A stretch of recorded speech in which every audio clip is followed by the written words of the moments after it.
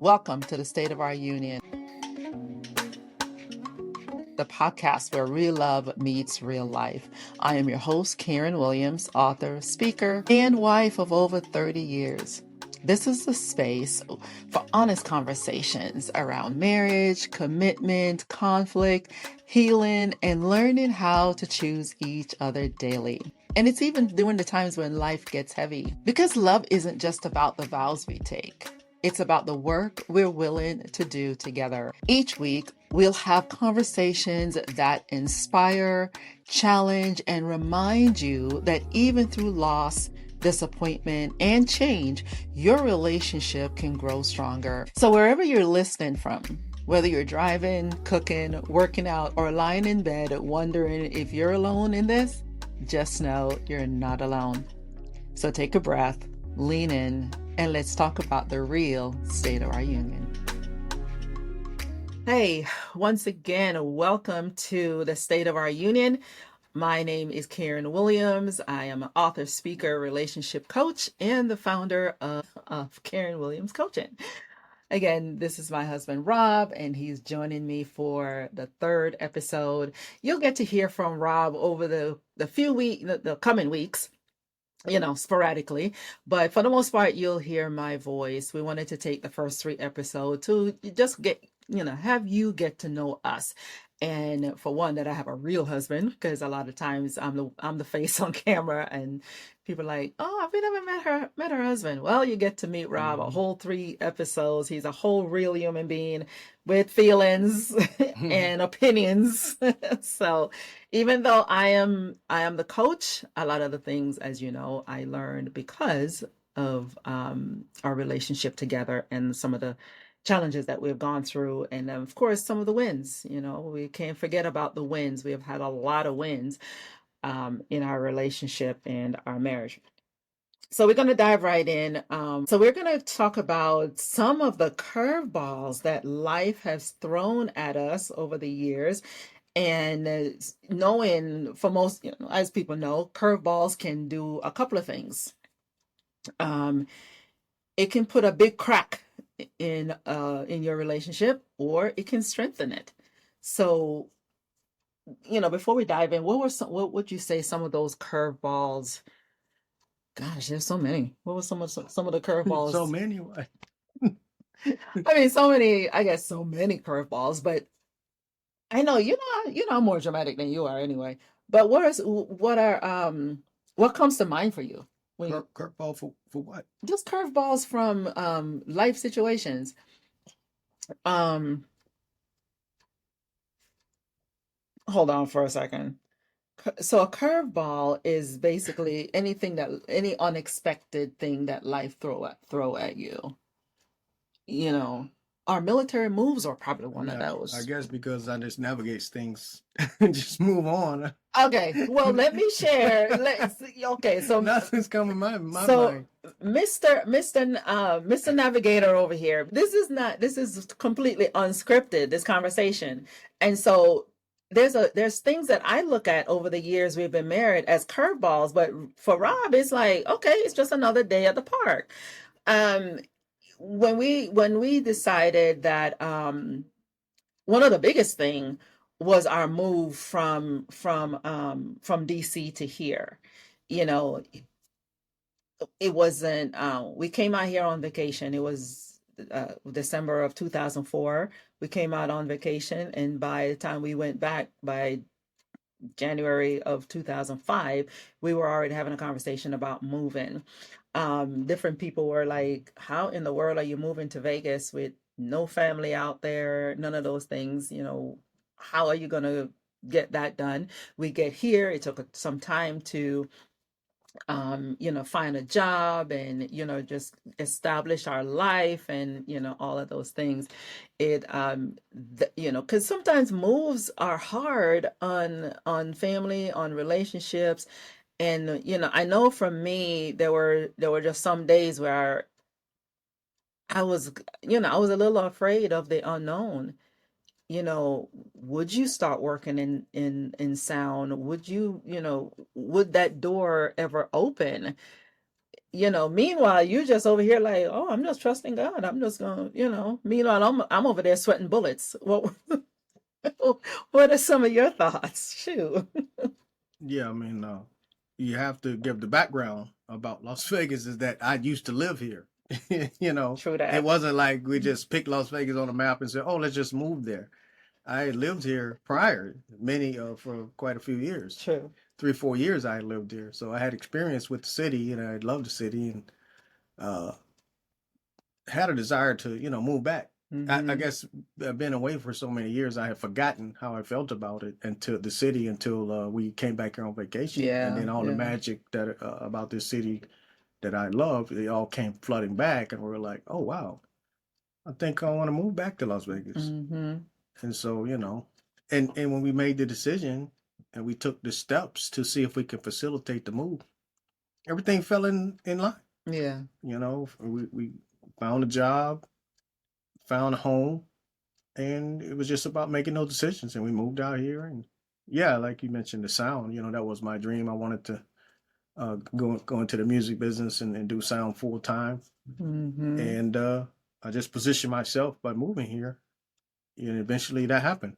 About a year after we moved here, a door opened, and Yeah. and I moved into the sound business, and the rest is history. Yeah, never look back. Yeah. Yeah, and again, that season I was, definitely still stay-at-home mom. So, it was somewhat easier to move, not having to, think about a career move for me. So everything just kind of, aligned with, we just needed to align things with Rob's career. So, going back to thinking about some, curveballs, for instance, so in what was that, the summer of 1993, I was pregnant with Jordan. We lived overseas at the time, living in Italy, still in the military then, but we had my appendix got inflamed at the same time. So here I was 5 months pregnant, and my appendix is acting up. Anyway, the doctors made a decision that the appendix had to come out. And I remember the question was asked, if you have to choose between the baby and your wife, what would who do we need to keep alive, basically? And I've thought about, I didn't even think about it then so much, but it's like years later, this is a type of person that you want in your corner when you're talking about marrying somebody. You talk about having a relationship, long-term committed relationship with someone. Can that person step in and answer those questions? Can they step in and navigate those moments where you need somebody that's going to be in that waiting room that can make hard decisions for you? It's not just about, oh, I'm so in love, this person may give me the willies, I get butterflies and all of those things. um and so I wanted you to share that same story from your perspective, being, having to make that decision in that moment. What were some of your thoughts at the time? So the way I recall, it was a mutual decision. It wasn't like you were in the operating room and out, and they had to make the decision at that time. The decision was before you went into surgery, and we made it together. Yeah, but But go ahead. but still, with present with the question, yeah, of course we want to save you, the mother, because we can make another child, but if you're gone, you're gone. No more marriages, no more widow now. Oh my goodness. Yeah. Or Yeah. even if we don't make another child, at least you're still with us. Yeah. But if you're gone, you're gone. Yeah. And remember, we had a friend over there that actually happened Yeah. in childbirth. She Yeah. she she passed away. We actually our friend Sam during that same time. She and I were pregnant at the same time, and she died in childbirth. And making that decision, at the time was, it was very real for us, basically. But I brought that story up because, you know, um, we might be talking to that one couple who they don't they don't think that their relationship is at that place where those hard decisions, they can even make those hard decisions with them, you know. And so that can be a little daunting, that here I am, I'm married to this person that I don't even trust to get into that moment with me or get into that space with me. And so we go back to the seriousness or the importance of marrying someone that that can show up, that can show up for me. I remember sharing about a year ago, I hosted this conference, and I remember sharing with the audience that I interpret love as that one person that will come pick me up at the airport at midnight. In other words, I love the fact that you show up. Yeah, you will show up, and it's so, people don't even, I don't think people give stuff like that the credit that it's due. Yes, he bought me this and he bought me that and he bought. No, I love the fact that you will go grocery shopping, make sure that my car works, and wash towels and fold them and put them away. Those little things, and I think it's in those moments where true relationship and true connection is built. Yeah. You I know? mean, there's things in life that have to be taken care of, have to be done. And and both of us have to pull weight. Yeah. If something has to be done, are you going to continue just waiting for the other one to do it, or are you going to take some initiative and help out and No, do it yourself? but if I'm mad at you, I don't, Yeah, you know, however it goes, that's who you're married, and you're going to have to live with it. Oh my gosh. You know. But there, from the coaching aspect though, you want to have you want to make sure that you have the tools or develop the tools. If you don't have them, go find them. Go look for them. Go, hey, you don't have a coach. I'm literally a coach. So you want to find out, learn, figure out how to um formulate, develop the language to ask for what you need, being able to communicate to your partner, to your spouse, that, babe, this is what I need in that moment. Don't say things like, oh, he should know what I want. She should know what I want. I'm tired of saying the same thing. Well, guess what? Just like training, you keep saying the same thing until you get the thing that you need.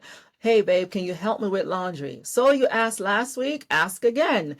If it's help with the laundry that you want to continue to communicate those things until you get what it is that you need. You don't take those things, you don't take communicating with each other for granted, for sure.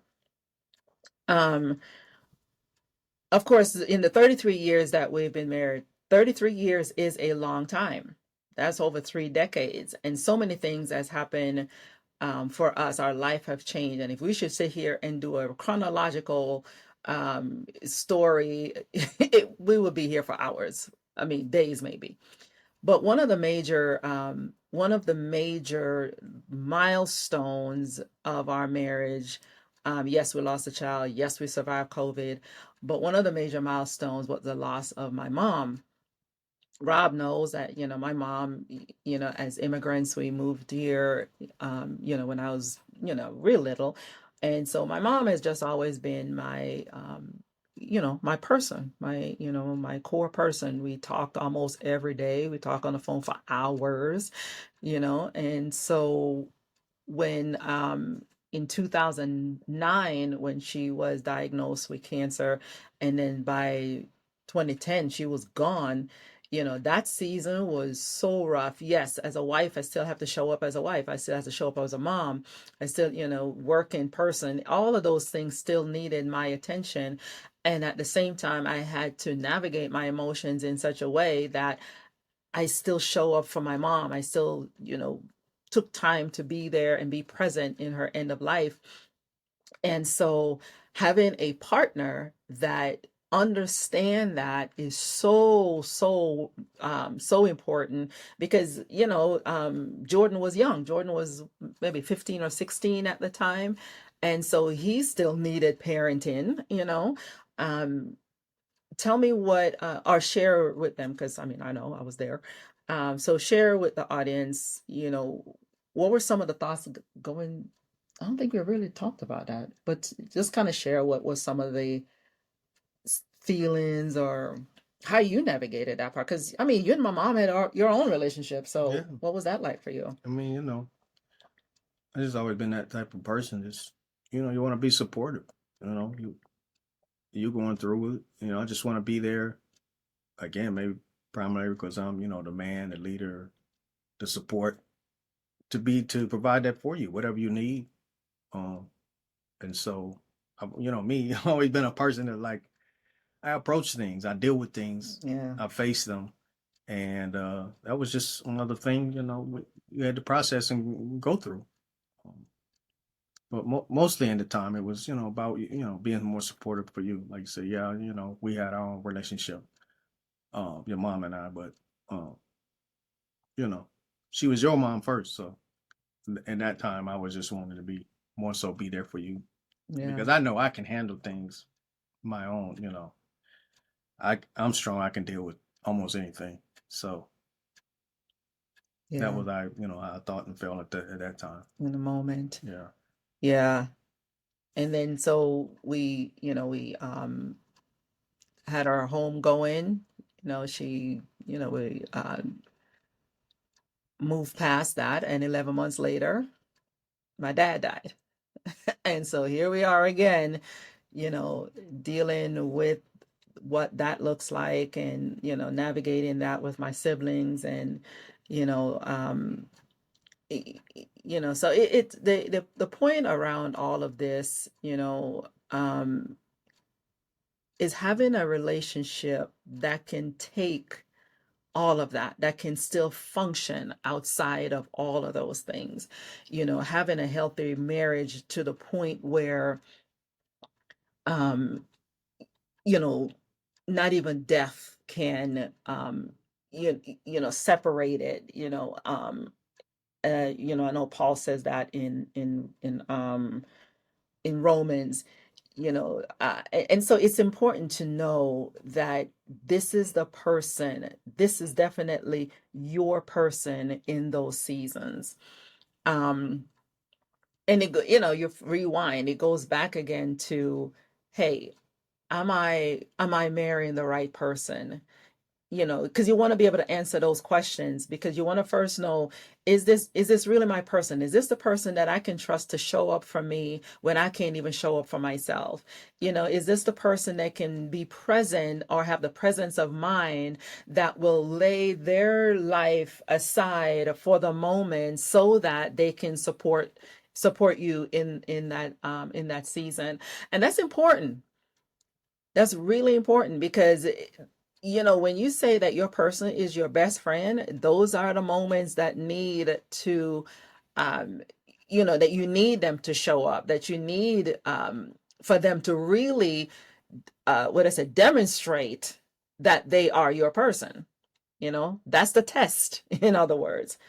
And I think a lot of people are challenged in those moments, because they don't have that. And so, what would you say? How do you talk to, um, that one person right now? Maybe pretend that that's your sister. How do you talk to that one married woman that is thinking, this dude is not showing up for me at all? How does she ask for that? It goes it goes back to the beginning. We spoke before about the character of people, Mm-hmm. character of your potential spouse. Those are the hard things in life that we all got to think about before we jump into this marriage. Is this person the person that I need? Can they be the person I need them to be? And Mm-hmm. you need, as you say, you need evidence of that. You can't just say, Mm-hmm. oh, I think, or there's potential there for them to be this or that. It's like, no, you need to see evidence in their life that they can show up, or they can be that person that you need them to be or want them to be. Yeah. Now, when if you skipped over all of that and now you're married, and then this person is not who you need them to be, in some situations you can ask, as they say, till the cows come home, and if the person is incapable of being that, then they Mhm. just are incapable. Yeah. And you, as again, what we said before, the thing about the person, you got to know, can I live with them the way they are? Because they may not change, they may not grow. Yeah. So that's the hard question. Yeah. Um, for the couple that, you hear this and you identify with that, um, but you want to move beyond that. You want to you want that for your relationship. You see a future together. You just can't see the path. The path is just a little foggy or cloudy. You have to first surrender yourselves, your individual selves. Put aside what you want, put aside what they want, and say, you know what is this marriage? What is it that this marriage is going to need to grow from this moment forward? Because if it's what you want and what they want, and it's not coming, there's no common ground. You have to set aside each of those needs, each of those wants, each of those desires, and say, hey, we're gonna have to work on this. And you both have to be willing to work. You both. You both have to be willing to move, make progress, and Yeah. move this relationship further. Yeah. One person can't do it alone. It's two people in this marriage, Yeah. and one can't do it by themselves. You're like dragging a weight. And this ain't a Yeah. ball and chain. That Nobody wants that. yeah, that we have that ball and chain conversation sometimes. Yeah. Because yeah, that is your person. But the thing is, I've talked about, how the oxen that plow the field. If we both have that, the yoke around the neck, because technically, when you talk about marriage as a couple, we are yoked together. We're going, we're walking in the same direction, and we are, for the most part, we're walking at the same pace. We're pursuing our dreams, our desires. And our relationship is moving forward. But the moment each of us have our own plans, our own desires, sometimes it can take away from the bigger goal of the marriage relationship itself. So we don't want that, and we want to stop for a minute and figure out, are we just standing in place and just kicking up dirt? Mhm. Are we working hard at not but we're not accomplishing anything? What is it? Where are we? We have to do that assessment. We have to take a minute and really evaluate where the marriage is. Where are we at as far as a couple? And decide where we're going to go from there. And if each of us have the chops. Yeah, that's a good analogy with the plow. Yeah. The plow represents the progress of the relationship, of the marriage, the growth, Yeah. moving forward, going somewhere. Um, and then when the two oxen separate and trying to go different directions and not looking out, not working together, then the plow stops. Yeah. No more, No more plowing. no more sowing, no more reaping, no more harvest. Yeah, No exactly. growth. Is Yeah. then you start dying. Yes. Yeah. Absolutely. And that's why when the Bible says that we should not marry someone that we're unequally yoked with, Yeah. that's what it's talking about. I know, we make reference to the Bible a lot. Yeah, because hey, that's our faith. That's how we navigate our life, our relationship. And so if you're at a place where you feel like, hey, we are literally yoked together and we're just kicking up dirt, there's no harvest happening, it's just work, and it just feels frustrating, and all you feel is frustration towards each other. Stop moving for a second and figure out, hey, is there a forward motion that should be taken here? you know are we still working towards the same goal or the same mission and vision that we had when we first got married? I recently launched a 3-day intensive for couples to help them write out and figure out how to, come up with their vision for their marriage, because a lot of people got married and didn't have that. Shoot, we didn't have one written down. We just developed that over time. No, we didn't call it a vision. We just knew that in a year from now, we're going to do this, and another year from now, we're going to do that. We didn't have anything written down on paper, but that's what we learned from those experiences. And so even in the midst of all of that, we've experienced, doubt, and even, there were times when we had tension between each other. As we talked about maybe episode 1, where we had moments where, I would just shut down because, for one, I didn't know how to communicate well.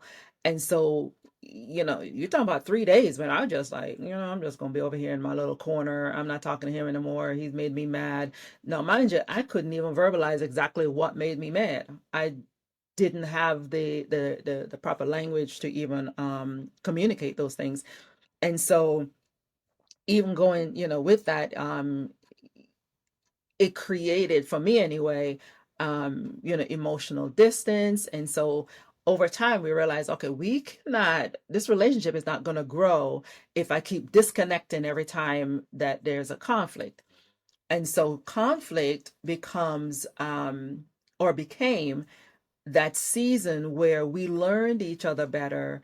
It turned into a healing experiences. It turned into those moments where I got to learn what he's passionate about.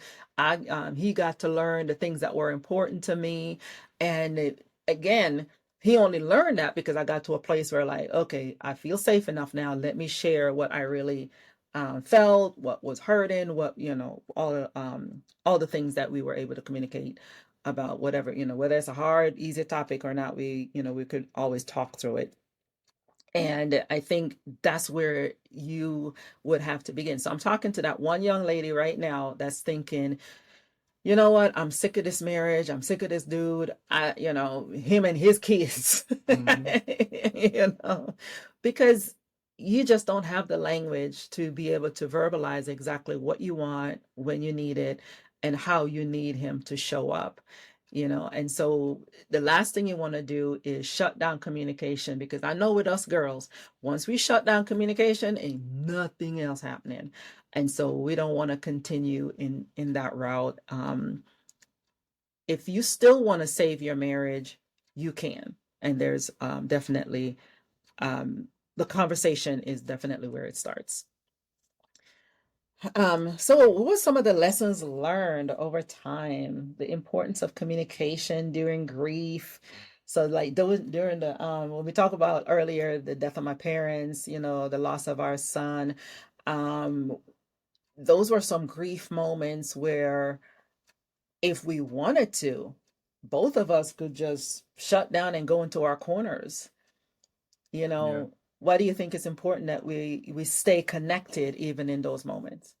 Um, Before I answer that, I wanted to say that in reference with something you were just talking about, shutting down and not being Mm-hmm. able to talk, and Mm-hmm. if you can't articulate things, write it down. So that's Mm-hmm. what I find. You can go off in your quiet space alone, and whatever you're thinking, write it down. If you can't say it, write it down. And Mm-hmm. then, and if you still can't articulate it after it's written down, then just give the paper to your spouse.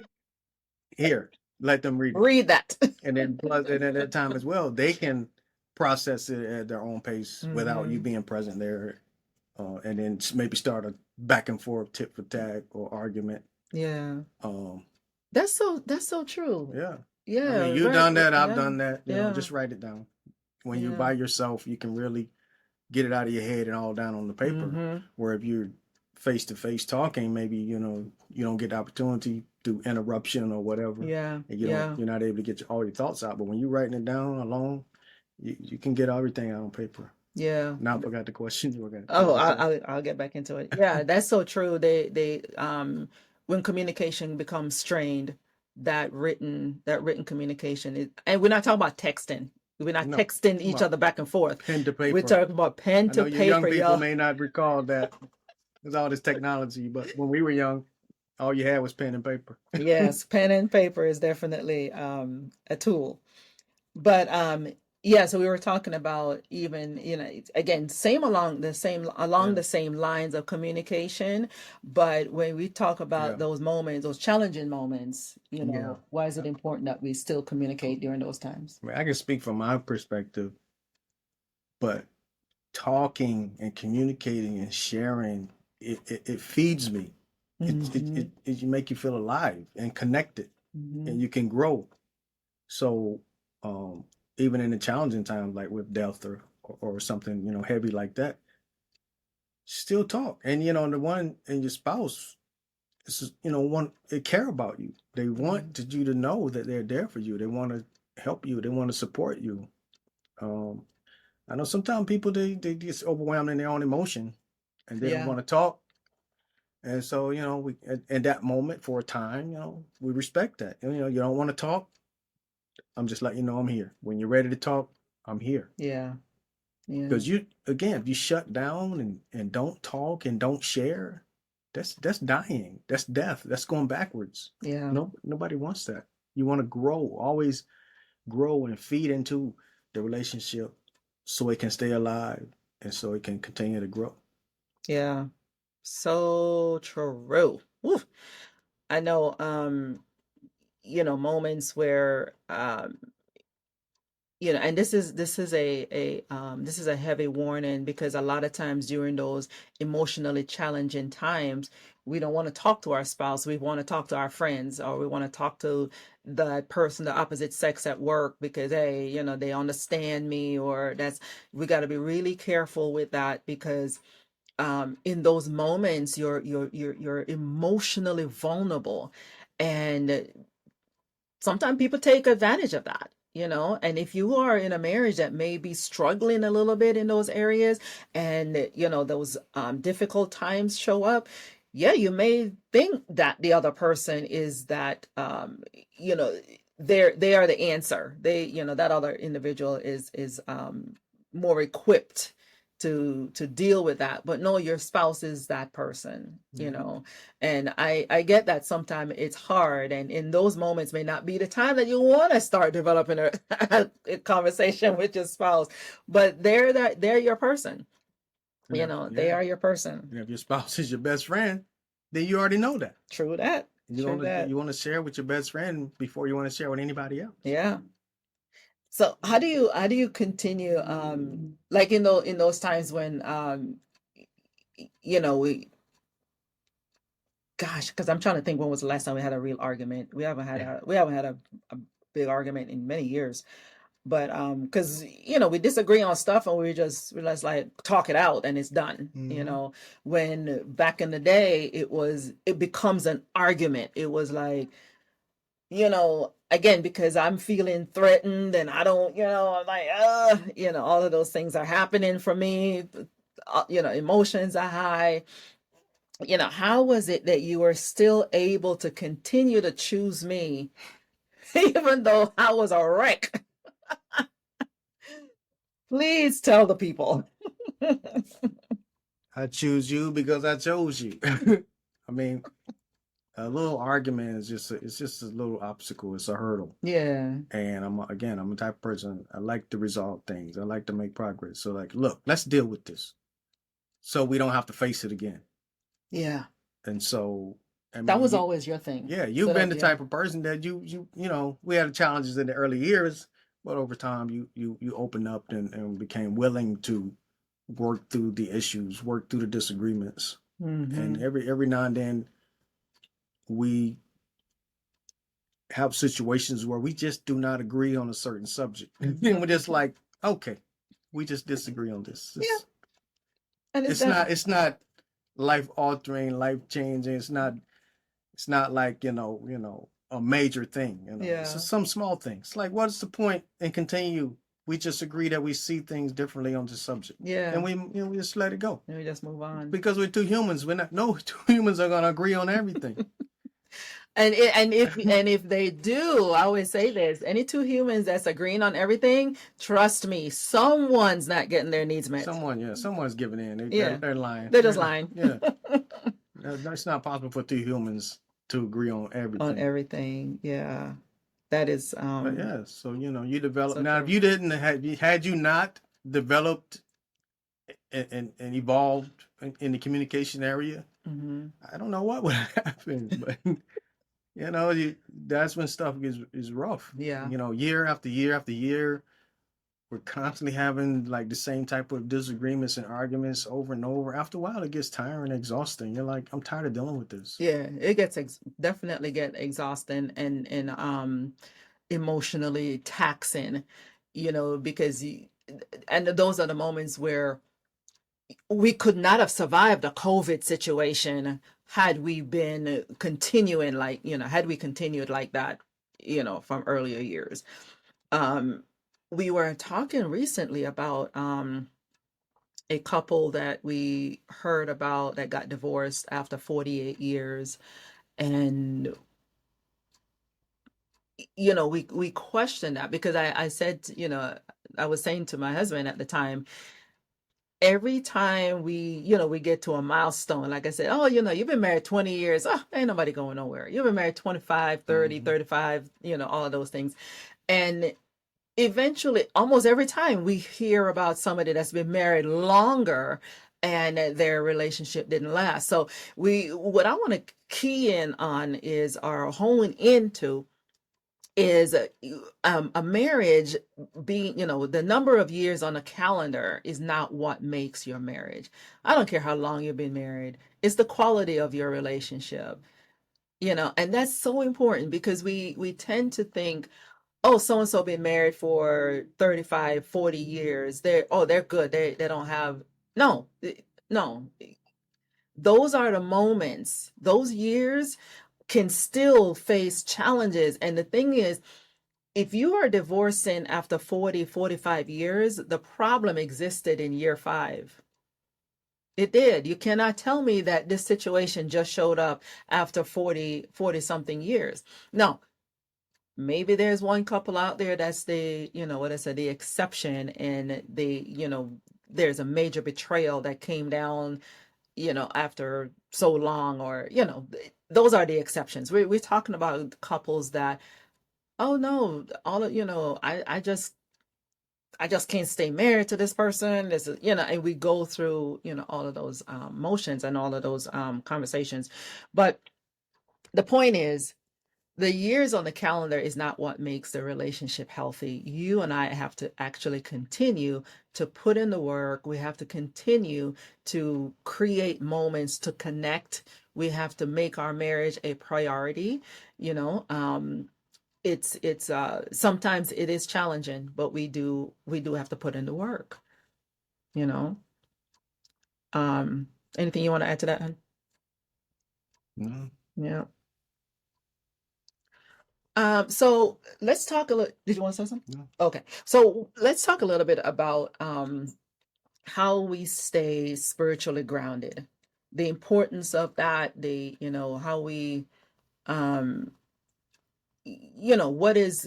how are we able to survive it? Well, not survive in the sense of survival, but how are we able to get to this point, um, in our marriage to where we can say, yeah, we still love being here. We still enjoy, um, our life together.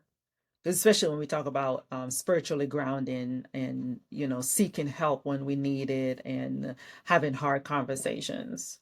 What are your thoughts on that? It's something that you continually work on. You continually invest in. It's the intentional decisions that Mm-hmm. this is what I'm going to do instead of just letting your relationship go autopilot. You got Mm. to continue feeding, and spending Mm-hmm. that, investing that time, investing it, whatever it is, the love language between each other. Investing in that. Yeah. Spending the time, going on dates, taking vacations, talking to each other on a regular basis, Mm-hmm. respecting each other on a regular basis, and I've learned through the experience that it just gets better with time. Mm-hmm.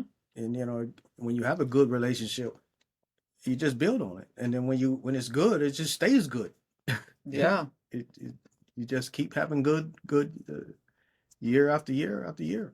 Yeah, and it should, like you said, it should be getting better over the years. If your relationship is not getting better, if it's not growing, we're not talking about isolated challenges. We're talking about as a relationship, as a marriage, how can you track the progress? Can you look back, from year one to now, how it's grown? What does it look, what were some of the challenges that you faced and how did you guys get past them, or did you get past them? Be honest with yourself. What other resentments do you have towards your partner?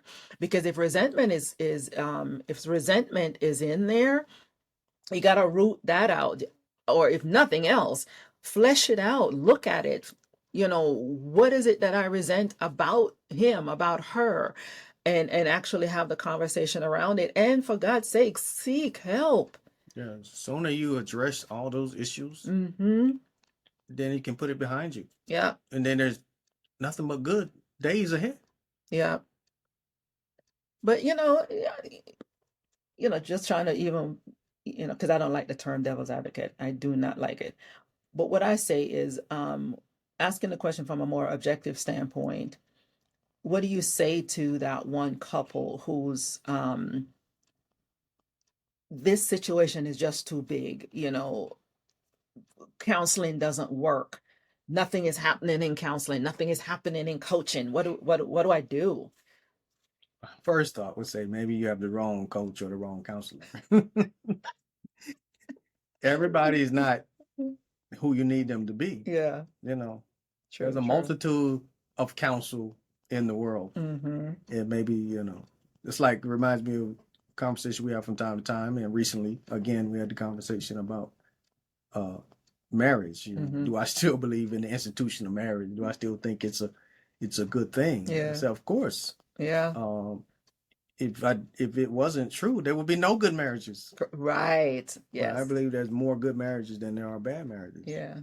Oh, I think that's a conversation I think you were having with our son. With someone else. It was our son, and then you and I were talking about it later. Yeah, we talked about it afterwards. Yeah. Yeah. Because there are great marriages. We know plenty. The thing is, bad marriages are just usually louder. Mm-hmm. And so it appears that bad marriages are, way, they're as far as the numbers, they're just more than that. But no, the problem that I have with, some of these, especially some of these internet platforms, is their experience and those that they surround themselves with are having unhealthy relationships. They go into marriage for the wrong reasons, and then they come out of it and tell you marriage is bad. Well, marriage itself is still perfect because God created it. The second thing is, if you're going into marriage with the wrong people, of course the results are going to be bad. The same way, if you go into business with somebody that does not know business, of course your business is going to fail. And you cannot say, well, businesses are just bad. No, the person that you aligned yourself with or chose to align yourself with is what's wrong with the union. That's what's wrong with the connection. And so you want to address it from the true position, the real issue, not marriage in and of itself. And for the, what I said, for the for the good of, of all things well, please stop jumping into relationship simply because it feels good. Remember, you and I are, yes, we are, we're spiritual beings, but we also have a soul, and that soul have desires. And if you and I allow our emotions and desires to rule us, we'll be all over the place. As you know, that can change on a whim. Yes, there's some days where I feel super in love with Rob. I'm not going to lie to you. There's just some days I look at him like, oh my God, this dude is just, first of all, just look at him. And then there's days when I'm like, oh my God, he's bothering me again. But those, you don't judge your whole relationship based on those little momentary, emotional outbursts. You know, when you first meet someone, the adrenaline is going, the oxytocin is flowing, all of those great chemicals are running through your body. That's why you feel butterflies in your stomach. It's just chemicals. And so you and I are out here making lifelong decisions based on those temporary moments. And if we're still doing that going into something as serious as a marriage, well, the honeymoon is only going to, basically your marriage will only last for the honeymoon season, you know. And so we try to encourage couples to keep in mind that a lot of, you know, and I say Hollywood, and when I use the word Hollywood loosely, because it's the, you know, the influencers that are still making the most noise about their marriage being unhealthy and marriage doesn't work and all of those things. When, if you notice, the celebrities that do have good marriages, they're not in the news a lot. They're not in some of them don't even have social media platforms. You know, my favorites are Pauletta and Denzel. Been married longer than we have, and no, I've heard Denzel say it. He doesn't even have a social media account. You know, why? These people are so busy at home working their relationship. It's not played out in the media or played out in social media to where now you know, their relationship is being judged by all these random people. You know, Samuel Jackson and his wife, Latanya, they've been married for decades as well. Same thing with them. Their marriage is private. You know, D.L. Hughley and his wife, shoot, even one of my favorite, Ice Cube and his wife, you know. And so those are just a few, you know, these are not people that we sit down and talk to on a daily basis, but we see their marriage from a distance. And what we do know, the commonality across all of those marriage relationships is that they are not laying it out there and giving everybody access to it. Your relationship is your relationship, and you and I have to know what it is that's going to make our relationship work. People sometimes will look at Rob and I, even my brother has told me, he's like, oh my God, your husband spoils you.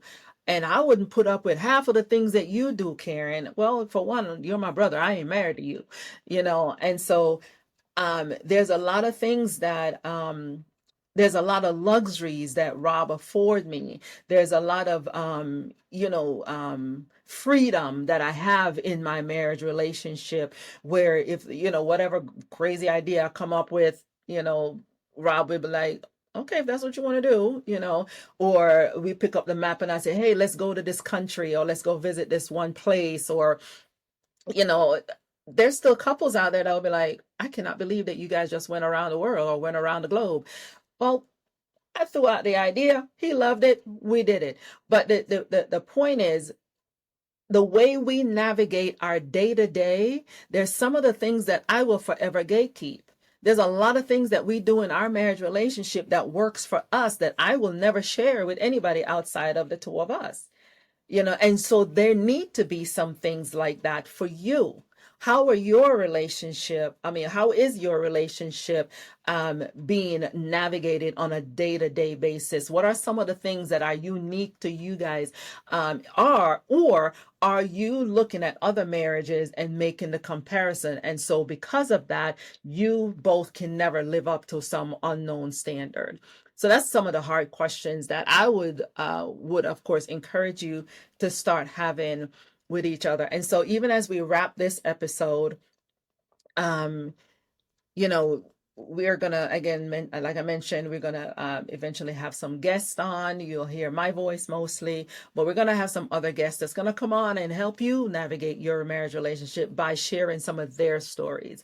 Because as great as Rob and I are together, our marriage is not the only successful marriage in this world. And so we want you to hear from other people that have gone through some things, that have worked through some things. You know, I have one couple that you know, they run a business together. How can you, you know, see your husband on a daily basis, or see your spouse on a daily basis every day at work, and still come home and see the same person all day long. What are some of the boundaries that are in place for them to be able to do that? And so we want to give voice to some of these amazing couples as well. So as we wrap, babe, is there anything that you want to throw out there Uh, before just we go? to add more to what you were just saying, as I'm thinking, as I'm listening to you, that each of us need to develop our own marriage. Yes. Like you said, you're looking at other people's marriage. By all means, take the good that you see in it, learn from the bad you see in it. But at the end of the day, it's your marriage, so you Yes. need to develop and work on your own marriage Yes. and grow it.